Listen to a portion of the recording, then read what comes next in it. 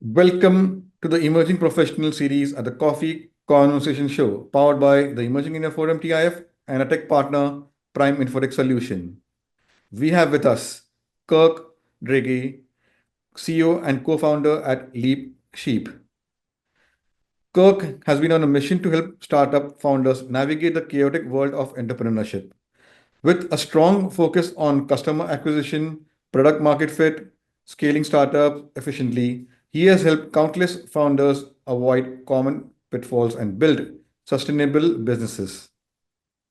And uh, from his early days to co-founding LeapShip, it will be an interesting journey as we discover in the Coffee Corner show.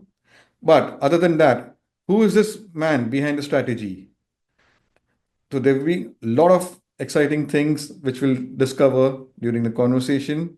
His passion for empowering founders, his personal hobbies, interests, many other things.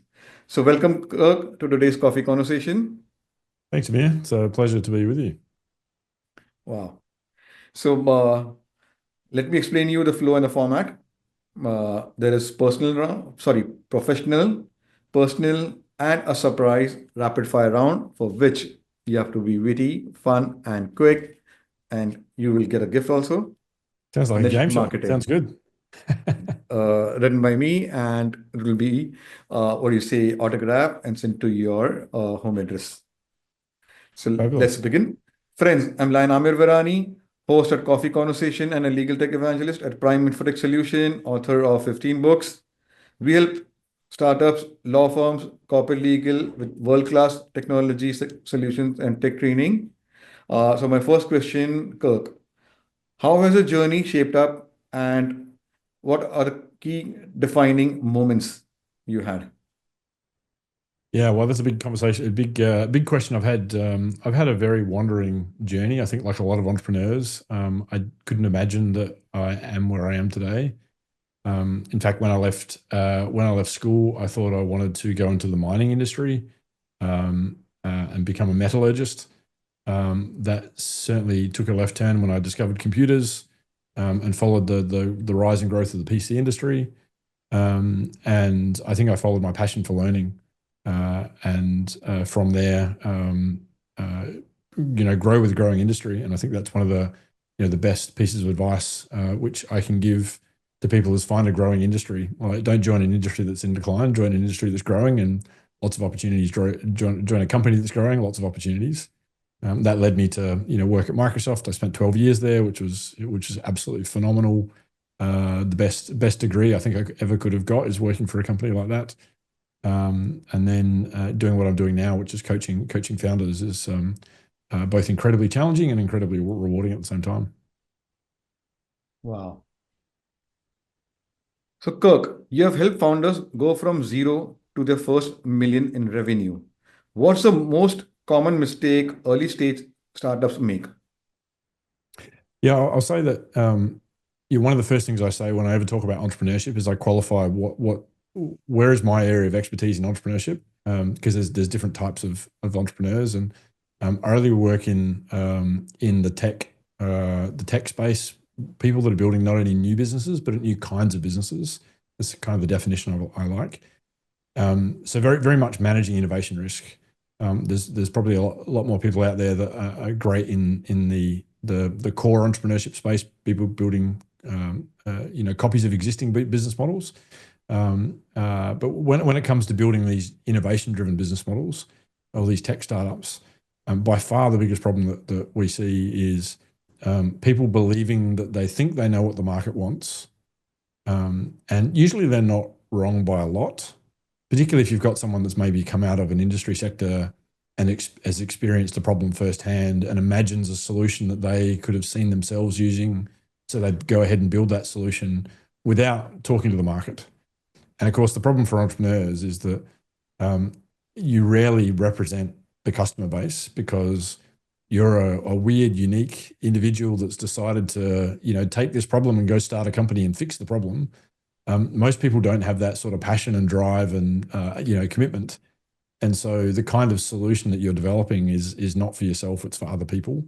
And so the number one problem by far is just not spending enough time with the market to really understand how to build a solution for the apathetic market. Wow. So, Kirk, from your experience, what's a telltale sign that a startup is ready to scale, and when should they hold back?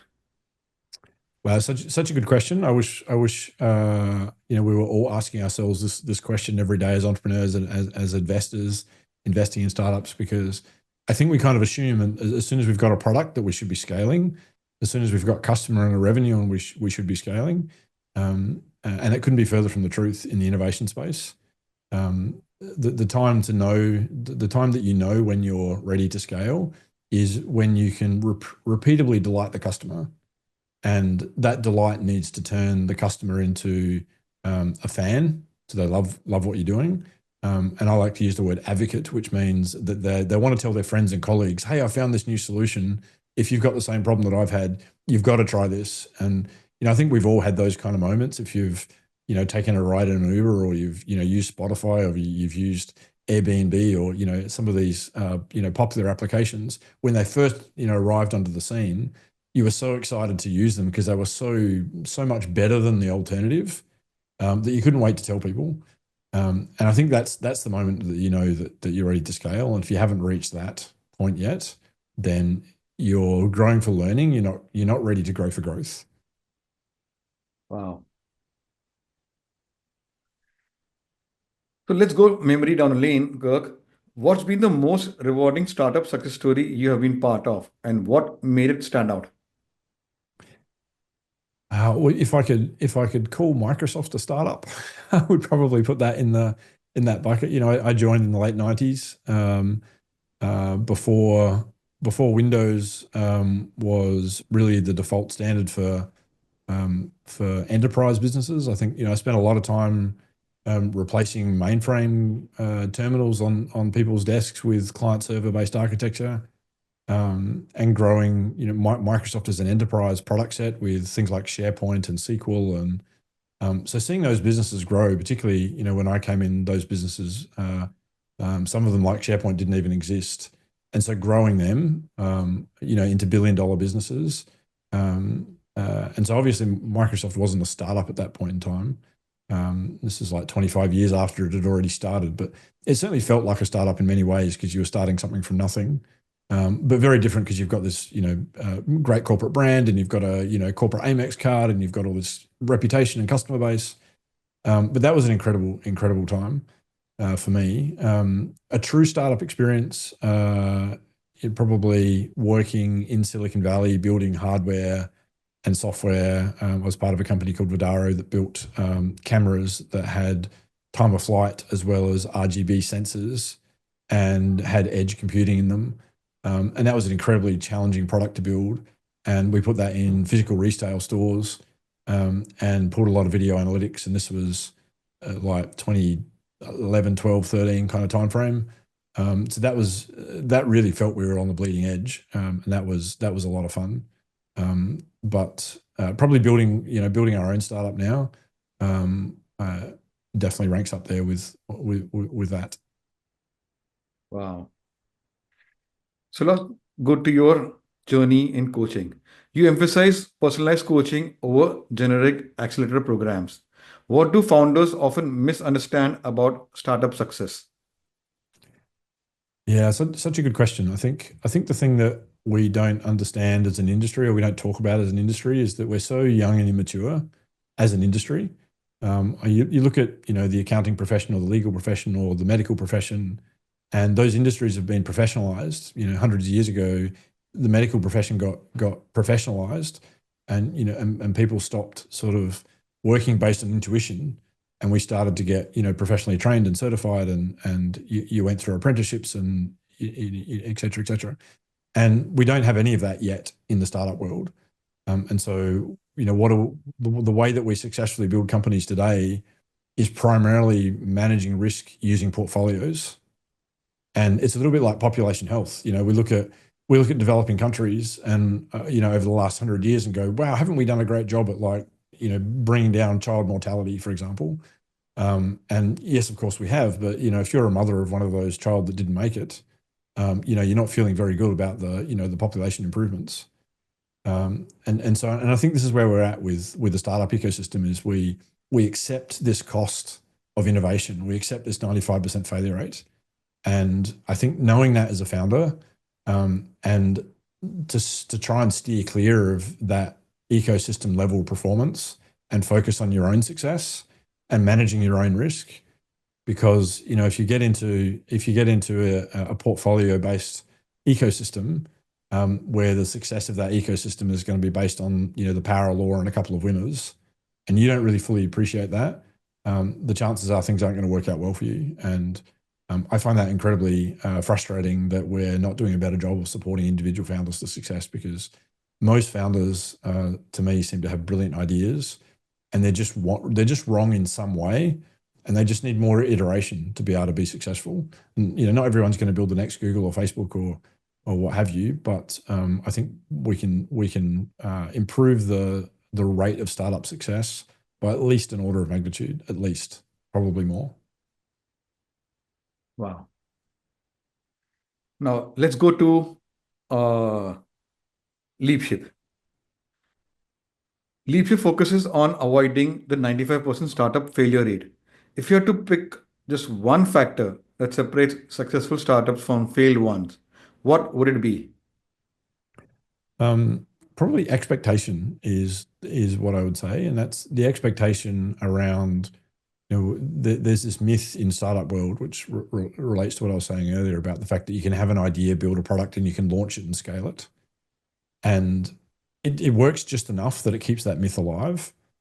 And investors are looking for that, that opportunity that they can invest in, that has that build, launch, and scale kind of attributes. And so they help keep the myth alive. But the reality is that things take a lot longer than you'd expect. You've got to survive before you can thrive. And the more you can take your idea, work with a paying customer, take on board their feedback, iterate on that, build the next version of the product, and try and figure out how can I reliably generate this dream outcome to create these fans and advocates that I was talking about. That's what's going to lead you to success. And if you set the expectation with yourself and everyone around you that it's all about the iteration and it's all about setting up the framework of expectations of everyone around you to stay alive so you can thrive, then this is one of the ways that I think we're going to radically change the success rate of founders. At the moment, everyone's sort of pushing founders to scale too quickly, including themselves. And I think if we can address that problem, we can radically change fortunes of founders everywhere. Wow. So, Kirk, the startup journey can be mentally exhausting for the founders. How do you coach them to stay resilient through setbacks? Yeah, it's so true. I don't think it's easy to convey just how difficult it is emotionally to be a company owner and go through the roller coaster of the number of setbacks you get is just phenomenal. And the best way is to have people around you that have also been through the journey. This is where lived experience is really valuable. I spend a lot of time talking about how our current gold standard for startup support tends to be lived experience, and by that I really mean post-exit founders. So if you build a company, you've successfully exited, well, you must know something because you've had that success. And we tend to sort of treat that as a bit of a gold standard for advice and guidance for founders. I spend a lot of time saying, well, that's great, but that's only a data set of one, really. You want somebody, that's, you look at somebody, like Sequoia that's worked across hundreds of companies very deeply. They've got a much richer data set than a post-exit founder. And so I spent a lot of time questioning how we think about what is a good advisor to founders.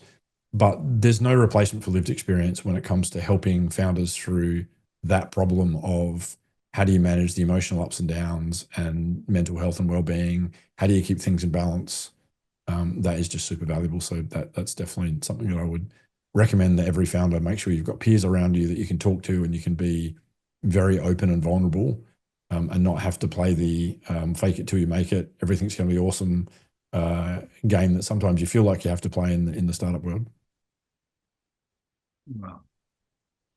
So, Kirk, AI and automation are transforming businesses. How do you see these technologies shaping the future of startup growth? Yeah, it's such an interesting time to be in the startup world. I think we're going through a major pivot right as we speak. If you think about the pivot that we went through when we went into cloud mobile and SaaS, where software used to be put on CDs and you had to build your own data centers and those sorts of things. That world obviously shifted when we got to cloud computing. We got to the SaaS world, and we've been living in that sort of SaaS era now for 10 or 15 years at least, and we sort of all got comfortable with it. And I think AI is actually radically shifting the model. I think I see a lot of people thinking that an AI-based startup can be very similar to a SaaS-based startup. But I think we're going to find it's radically different. And the way that I think we're going to find it's radically different is customers are going to expect a lot more in terms of outcomes.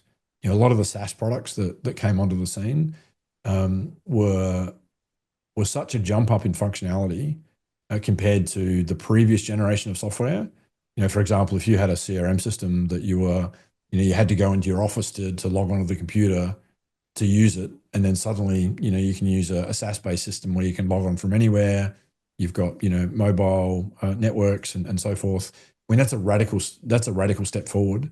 But what those business systems in particular haven't done a great job of is really understanding the outcome that the customer wants.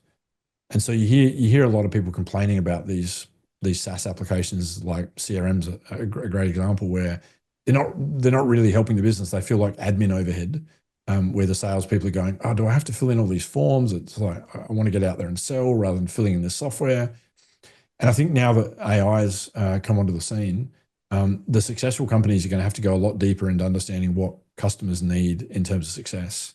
And you're not going to be able to build an AI-based version of the SaaS application. An AI native application is really going to have to understand a lot more about the business logic of the customers that it's going into. And I think that's going to surprise a lot of startups. Generic platforms that customers, finish the last 10% themselves, I think are going to be less of a thing going forward. Wow. So, Kirk, you have worked in different parts of the world, Asia, Australia, and beyond. How does the startup ecosystem vary across the regions? Yeah, look, I've worked in many countries and many startup ecosystems, and you recognize those cities that have got lots of experience in them. The Silicon Valleys, the Seattles of the world, the Londons, where they've got multi-generational experience almost. And the thing I like about those ecosystems is you as a startup founder, when you're in those ecosystems, it's easy to find quality, because and what I mean by quality is I mean quality advice for founders. Because if you're trying to support founders and you're not quality, you pretty quickly get pushed to the edges of the ecosystem. But on the other hand, it's also hard to break in because they're exceptionally competitive, and so that's a challenge. Whereas if you go to more emerging places, cities around the world, and it doesn't matter whether you're in a developed economy or a more developing economy, a lot of the startup ecosystems are still very immature. And the challenge with those maturing startup ecosystems is that you find a lot of well-meaning but unqualified advice and guidance. And that wastes a huge amount. It's heartbreaking how much time and money is wasted by well-meaning but inappropriate advice. And mostly because of this difference between small business entrepreneurship and innovation-driven entrepreneurship. And this is the theme of books by people like Bill Ollett from MIT that talks about this difference. Steve Blank from Stanford talks about this difference. And I don't think the business community at large really appreciates this difference between innovation-driven startups and small business entrepreneurs. Wow. So, Kirk, suppose you have to launch a startup today. What industry would you dive into and why? I'd probably have to say, the coaching industry that I'm in. That's why I've started LeapSheep. I've got I've got a belief and a passion that we're going to codify a lot of things that have been professional services. And you look at the journey of digital marketing and companies like Google and Facebook that have really transformed that space. It used to be very intuitive driven. People that have been in the industry for 30 years would kind of stroke their beard and say, I think this or I think that. And look, they were pretty good at their job because they'd developed 30 years of intuition. But that gives way pretty quickly when you've got data-driven platforms and you can really break down problems into workflows and data. And I think there's so many areas of the economy that paradigm is coming to, and startup coaching, I think is going to be part of that space, and that's what we're working really, really hard on at LeapSheep. I think we've totally underestimated just how much effort and research we required in terms of breaking down that problem into a process that can be digitized and automated. That's been a monumental task. But for anyone else that's listening out there, the other answer I would give you is probably healthcare, probably the healthcare space, because it's one of those industries that's not going away. It's desperately needed by everybody. And I think a lot of the industry is so busy just trying to deliver services to the people that need help. If you're an entrepreneur and wanting to do things differently, I think that's a space that is a great one to play in. Wow. So, Kirk, you've worked with various startup founders. So, from among them, anyone has made a lasting impression on you, and why? Yeah, look, I've worked with literally thousands of founders. I've coached thousands of founders, but also studied lots of founders. And the people that I look up to, are people like Peter Diamandis. Once upon a time, I might have said Elon Musk. I'm a big one for believing that you can take the best of people and leave the worst behind.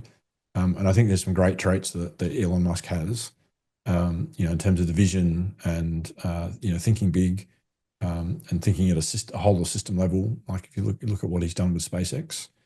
And so it's those attributes that I really love in the founders that we work with. People that are big, bold vision. They're very passionate. They're very persistent. They believe in iteration. They believe in growth mindsets. And I could name dozens of people that have those traits that I've had a privilege to work with. Wow. So, my last question for your professional journey round, Kirk. What's one unconventional piece of advice you would give to startup founders that most traditional business schools wouldn't? Probably, and this is a question I got from Peter Thiel's book, 0 to 1. He asked in that book is, what, as a founder, what do you know or believe that few other people know or believe? Because you have to be a contrarian. If you're going to be a startup founder, you have to have a contrarian worldview. If everyone agrees with your idea and thinks that that's obvious and a great thing, you're probably too late. It's a bit like, autonomous vehicles. We're not there yet. But I think very few people would disagree that that's going to come in the next 5 years or so. So you've got to be contrarian, and therefore being comfortable with that. I think is one of those pieces of advice that you don't hear much.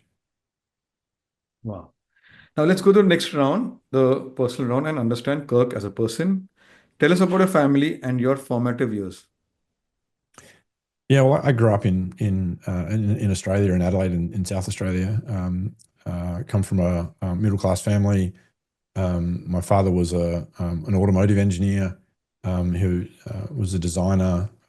He was a head of research and development at a aluminium foundry, and that his interest in engineering and science, I think, shaped a lot of my formative years. So I was very interested in science and engineering, and seeing some of the things that he did. He was always innovating in his field, and doing amazing things. So that really sort of shaped me, and being able to work in the factory in my summer school holidays really taught me about manufacturing, and it taught me about things like lean processes, and worked in the science lab, so I understood scientific processes, and that was really important. And then I found the computer industry through that. Rather than writing down results in the lab on a piece of paper, we started typing it into a computer. So I was part of that. That transition was just happening in the late 80s. And then I got involved in selling computers, and that really shaped my understanding of customer service and sales and support. And I think, and I started a couple of businesses at that point in time too. And so that sort of fueled, I think, my early interest in entrepreneurship. And then I decided to become an expert in operating systems and network operating systems. I got Novell certified, I got Microsoft certified, I got Cisco certified. And I found that without a formal education, an entire career opened up to me. And that's what eventually led me to Microsoft. And, I felt I learnt a lot, self-directed learning, and that really drove my career success. And I think that's sort of speaks to who I am as a person, is very self-driven in terms of follow your nose, learn as much as you can. It's a double-edged sword for sure. I look back on my career and look at other people that have got the benefit of being part of a professional industry. Like if you're a lawyer, an accountant, or a surgeon, for example, you've got a professional qualification, and that's very advantageous. But there's a double-edged sword, isn't it? So that's very much shaped me. The fact that I was always out doing my own thing, driving my own agenda. So, Kirk, your work revolves around problem solving and strategy. What's something completely unrelated to business that you love doing in your free time? Uh, I love photography, and I love videography. I love woodworking. I love scuba diving. Yeah, I'm insatiably curious, and love new experiences. Love traveling. Yeah, too many things to mention, I think. So, what is a perfect work-free weekend look for Kirk? Yeah, great question. I think I need to learn. I'm just insatiable. If I don't teach myself something new, like I love watching YouTube, particularly things that are more sort of science or technology related. I've got to spend some time doing that. I've got to do something creative if I'm not building or doing something creative, and that could be, writing a paper, or it could be building a presentation, or doing something like that. And then spending time with friends and family. They're probably the big three. So, who has influenced you personally and professionally, and what were the key learnings? Wow. So many people have influenced me. I've probably been through different phases in my career, and so very early on, I was definitely influenced by people like Bill Gates. I never forget, before I joined Microsoft, being at a Microsoft partner presentation where they showed the market share of Novell networks at the time, and they said, "This is the market share of Novell, and here's what the market share of Microsoft is going to be, because we're going to take over this industry." And they just had this incredible, vision and drive, and so that really got me sort of into the business at large scale, and so that is a huge one. And I think this is one of the biggest challenges that many entrepreneurs face, is just not thinking big enough, thinking at scale. And so that was a big one, and particularly then working for Microsoft and working, in a company that serves, billions of people every day. That was a big one. But there's literally hundreds of other people that that I look up to. There's the Peter Druckers of the world, which is sort of a classic one in the startup space. People like Steve Blank and Fred Wilson and Vinod Khosla and Chamath Palihapitiya, and on the marketing side, there's people like Dan Kennedy, and there's Russell Brunson, and there's just hundreds of people that I think have influenced me over time. Wow. So, Kirk, you have worked with different startup from around the world. Which is your favorite city and why? Wow, that's such a hard question. I think I'd be I'd feel wrong if I didn't say Adelaide, which is where I grew up and it's where I am now. Adelaide's such a beautiful city from a lifestyle perspective, and I love family here. It's not the epicenter of business. So from a business point of view, look, I really enjoyed my time in Singapore. I spent a lot of time in Singapore, and it's just such a great hub for the Southeast Asian region. I enjoyed that immensely. But equally, I enjoyed my time in London. So yeah, it's hard to say. I mean, every city has different strengths and weaknesses. But yeah, I'm very happy in Adelaide, even though it's not the epicenter of global business. Wow. So, what's a book, podcast, or mentor that has had a huge impact on the way you think about business? Probably at a very early stage. I think Josh Kaufman's book, The Personal MBA, is something that just resonated really strongly with me. I think this is something about books that we don't often talk about. It's not what you read, but it's when you read it. If you read the right book at the right time, it can have a different impact on you if you read it later. And sometimes I read books a couple of times over, and you take different things away from those books when you read them more than once at different times in your career. But I think that looking at what Josh did in that book was really helped me look at business at a system level. Previously, I'd read finance books, and I'd read marketing books, and I'd read sales books, and I'd read product books, and very much saw the silos of business. Whereas what I loved about that book is Josh really brought it together as a system, and that was pretty influential. And then the Lean Startup by Eric Ries was another huge one that really opened my eyes to the problems of startup building. And so they're probably a couple of the big ones. Wow. So, Kirk, suppose you're 1 week away from work, away from dealing with the startup founders, away from the tech gadgets. What would you like to do?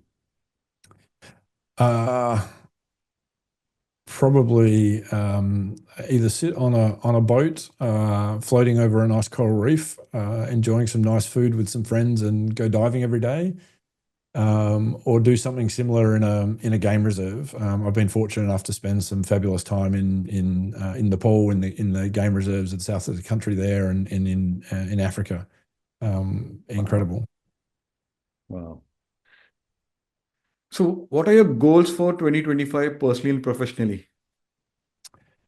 Personally, is to continue to spend time with my kids. I've got young kids, and I love spending time with them and teaching them skills and life lessons, and making sure that I spend a good amount of time with them is success for me on the personal front, with family and my wife.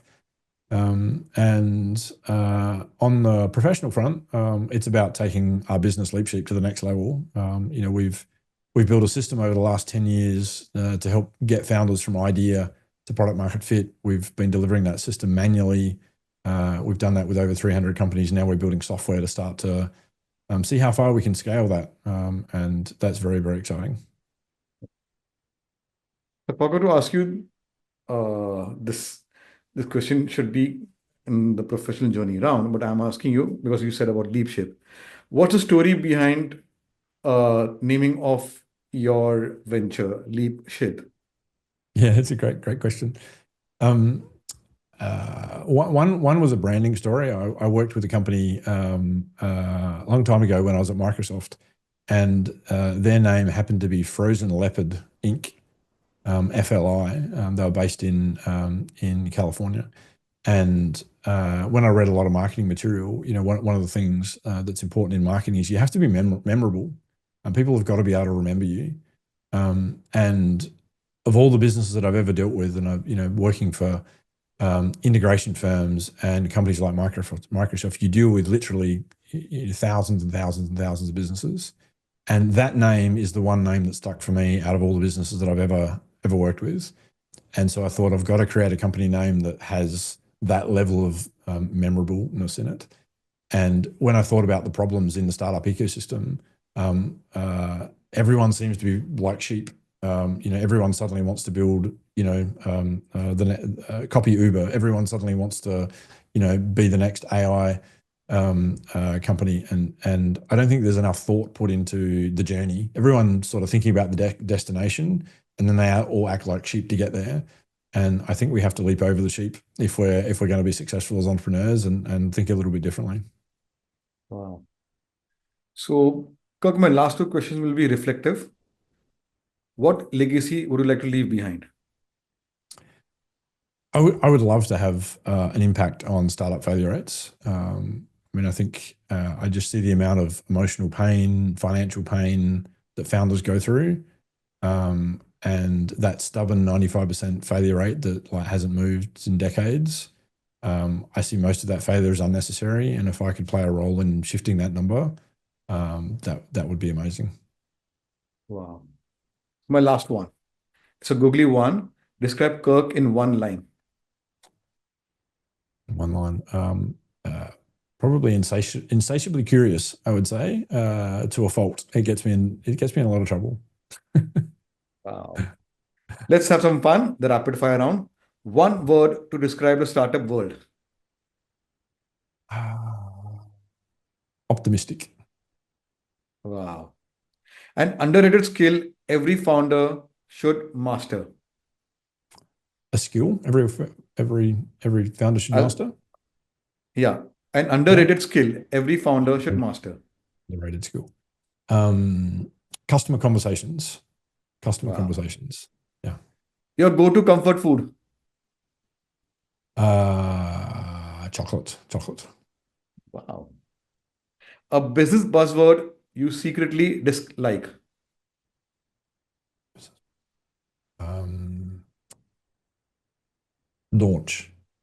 Launch. The idea of launching products, I think, is dangerous. Wow. You're a morning person or a night owl? Morning. Now that I've got young kids, I used to be a night owl. The best advice you have ever given to a founder in one sentence. Wow. Go slowly. Expect that you're going to need to iterate more times than you believe, and don't give in to the pressure of trying to scale too quickly. Your favorite color? Green. Wow. Now, what best piece of advice you have received? Best piece of advice I've received. Probably one of the most transformative pieces of advice I've ever received was actually from Jeff Bezos. He was giving a commencement speech at one of the universities, and he said it's far easier to be right than to be kind. And I think that's really true. And that's had a big impact on me. Wow, beautiful. Okay. Tea or coffee to rejuvenate? Coffee for sure. You're at the coffee show, so coffee. Yeah, I've got my glass of water, so. So you did well in the rapid fire round, and here's your gift, which will be autographed and sent to your address. Fabulous. Thanks so much. Yeah. So let me wind up. So friends, it was a lovely conversation having with Kirk Drage based in Australia. So this is one of the international episodes. How he transitioned himself from Microsoft to helping startup founders scale up and playing the startup playbook very well. So all those being part of the startup ecosystem, this is the episode to watch out for. All the startup founders, watch the episode because a lot of tips and insights, how to scale up, how the different things startup goes through, the failures, the success stories.